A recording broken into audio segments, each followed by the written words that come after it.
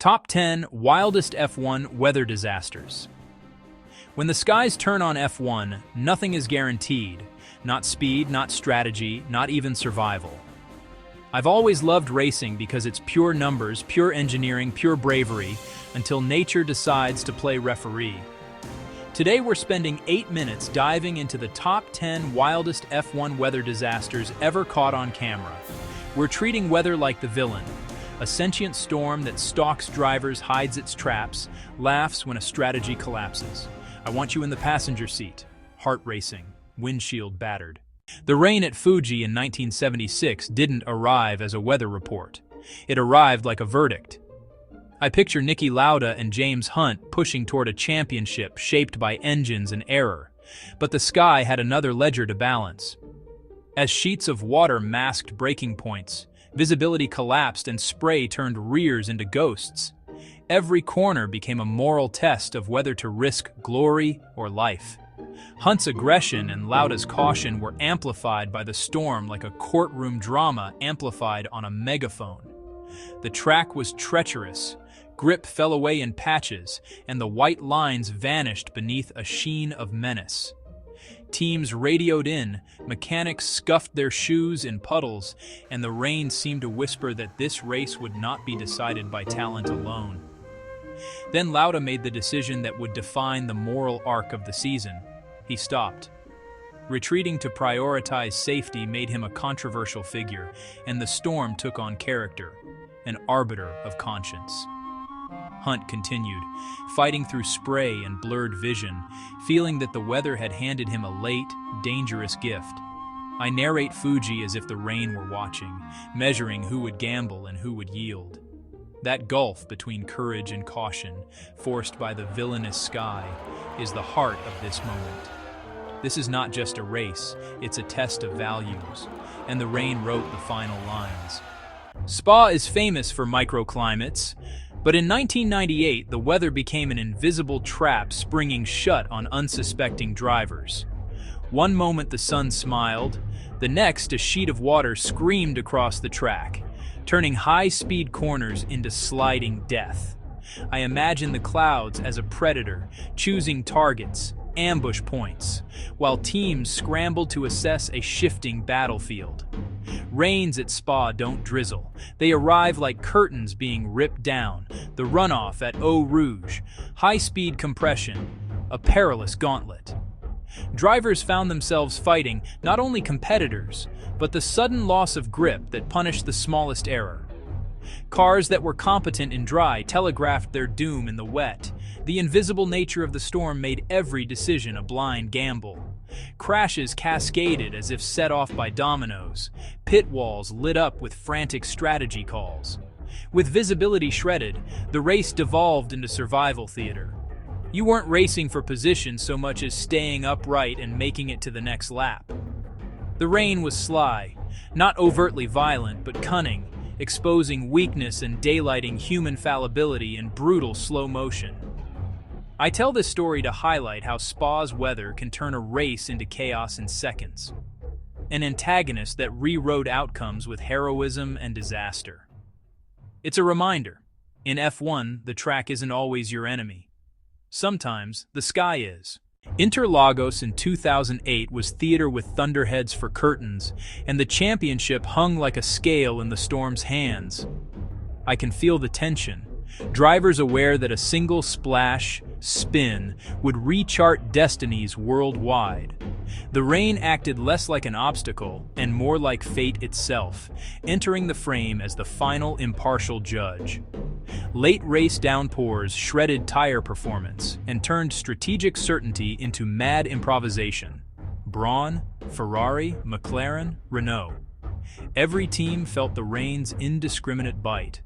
Positions flipped, leaders iced under spray, and the crowd watched as weather picked a reluctant winner and a devastated runner-up. This night at Interlagos was where precision met pandemonium.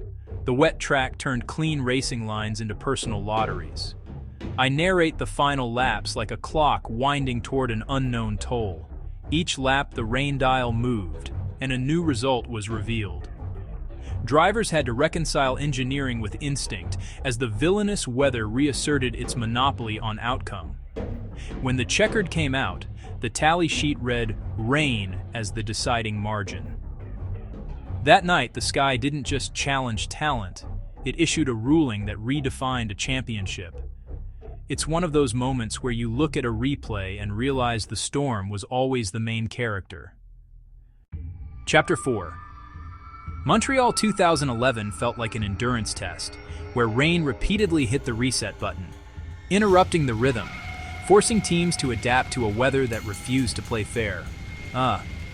Multiple safety cars, a long red flag stoppage, and a chaos-laden restart made the race read like a saga rather than a sprint. The rain acted like a relentless interrupter, breaking momentum and rewriting plans lap after lap. Drivers spent more time waiting than racing, yet every restart was a new gauntlet with aquaplanes and faded brakes. Pit stops became gambles about timing rather than planned tactics, and engineers looked more like crisis managers than strategists. The villainous sky kept teasing a clean-out, but instead delivered punctuated assaults that left everyone exhausted.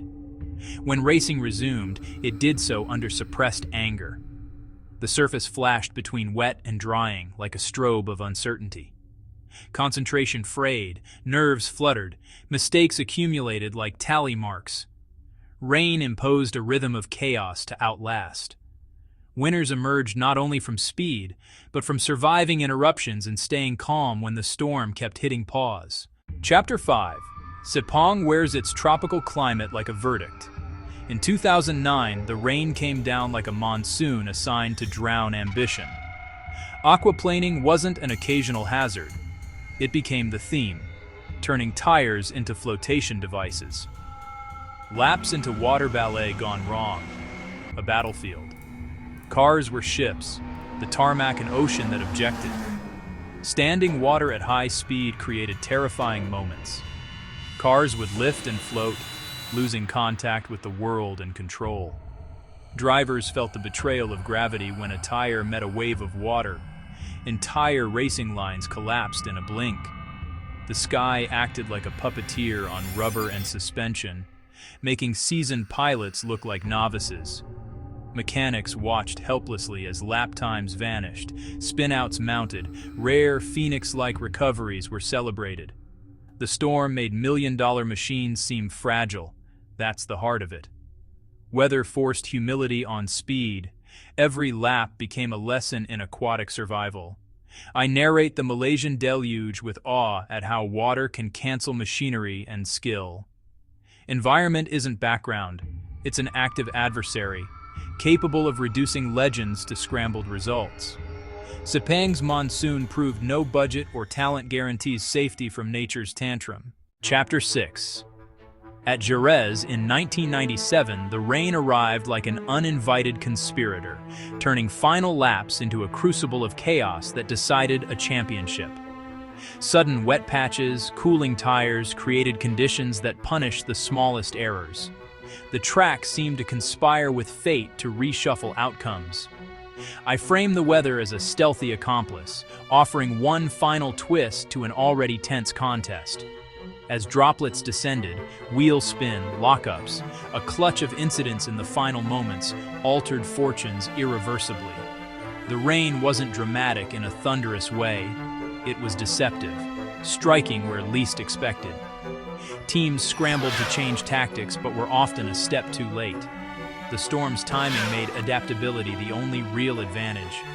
The rain's late arrival cast long shadows on careers and results. I tell this as a cautionary tale. In Jerez, the sky turned conspirator and the championship felt partly stolen by the elements. If only the weather had waited 5 more laps. Instead, the villain struck at the precise moment that magnified consequences, and history was forced to take note. Chapter 7. The Nürburgring in 2007 saw a storm that loved forcing bets, turning tire choices into acts of faith, pit calls into life-or-death gambles. The rain played bookmaker, offering odds that shifted every lap. I narrate the weather as a casino dealer flipping cards, One moment dry, the next a slick arc begging for intermediates or full wets. Marshals hustled to call the right tires. Strategists hustled on the pit wall. The villain in the sky kept changing the deck.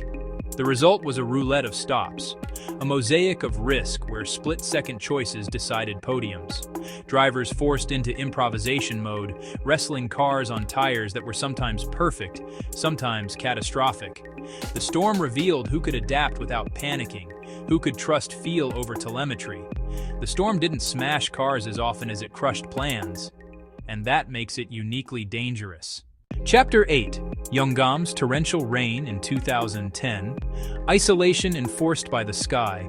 Drivers separated from safety and certainty by sheets of relentless water. Visibility collapsed into a narrow tunnel. Headlights were only faint beacons. Rain's brutality.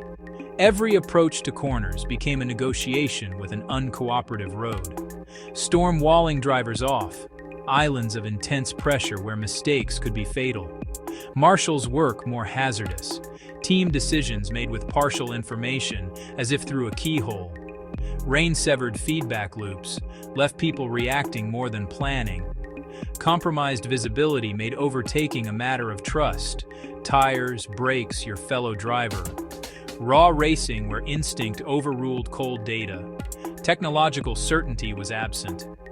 Weather can isolate drivers. Every lap felt lonelier and riskier. The Korean downpour erased modern F1 safety nets, left competitors to fend for themselves. That exposure is terrifying and unforgettable. Chapter 9. Spa returns to this list for 2012, this time as a sprint and qualifying meltdown where sudden storms shredded the session schedule. The showers came and went like editorial cuts, scrubbing sessions and introducing wreck-filled laps into what should have been controlled practice. I framed the weather as a chaotic editor, shredding plans and exposing raw, unfiltered racing. Drivers who timed laps right looked like geniuses. Those a half-second off slipped into the pileups that the rain orchestrated. The unpredictability of the sprint format turned Spa's storms into an even harsher arbiter. The villainous sky didn't merely make on-track action exciting, it dismantled structure. When sessions are truncated by weather, every attempt becomes high stakes and every mistake is magnified. Storms can vandalize not just races but the framework around them. The rain was a ruthless editor and it loved drama. Chapter 10. Back at Interlagos in 2016, rain acted like a fickle puppeteer, tugging at leaders, elevating outsiders that rewrote podiums. Intermittent showers played with rhythm, making tire strategy look like guessing, a race that shuffled names like a deck of cards. I portray the weather as a character with mood swings, and each shower storms, or just insane unpredictability, you're going to want to watch every second. We'll feel the fear of zero visibility, the desperation of slick tires, the split-second calls that separate heroes from headlines. Strap in. Dramatic, raw, sometimes heartbreaking.